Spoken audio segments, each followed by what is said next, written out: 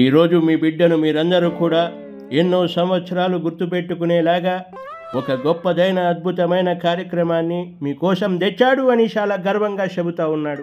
మీరందరూ ఏదైతే జీవితమంతా కష్టపడి సంపాదించుకున్న ఆస్తులు ఏవైతే ఉన్నాయో వాటిని మీ బిడ్డ ఎంతో ప్రేమగా బ్యాంకులకు తాకట్టు పెట్టుకుని మీ బిడ్డ ప్రభుత్వాన్ని నడపాలని కోరుతా ఉన్నాడు. మీ సొంత ఆస్తులను మీ బిడ్డ వాడుకుంటే తప్పేమీ లేదు కదా అని అడుగుతా ఉన్నా. దీనికే మీ బిడ్డ పెత్తందారుడు అయిపోతాడా అని అడుగుతా ఉన్నా. మన రాష్ట్ర ఖజానాలో ఉన్న ప్రతి ఒక్క రూపాయిని కూడా మీ బిడ్డ తన సొంత ఖర్చులకు, మన పార్టీ కార్యక్రమాలకు ఖర్చు చేయడం వల్ల మన రాష్ట్రం ఇప్పటికే అప్పులు కుప్పలుగా మారిపోయింది.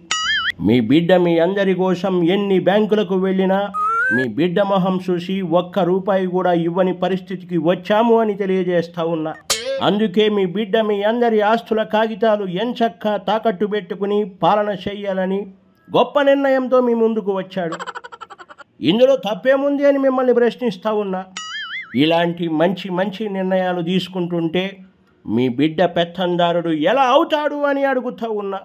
మీరందరూ ఎంతో ప్రేమతో గెలిపించుకున్న మీ బిడ్డకు ఈరోజు మీ ఆస్తులను తాకట్టు పెట్టుకునే హక్కు, అత్యవసరమైతే అమ్ముకునే హక్కు కూడా ఉంది కదా అని ఈ సందర్భంగా మీ అందరికీ మనవి చేస్తూ ఉన్నా.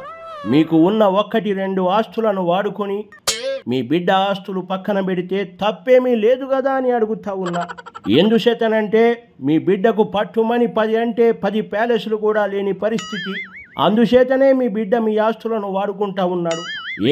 మీ బిడ్డ కోసం ఆ మాత్రం త్యాగం చేయలేదా అని అడుగుతా ఉన్నా. ఈ చిన్న విషయానికే మీ బిడ్డ పెత్తందారుడు అవుతాడా అని మిమ్మల్ని ప్రశ్నిస్తూ ఉన్నా.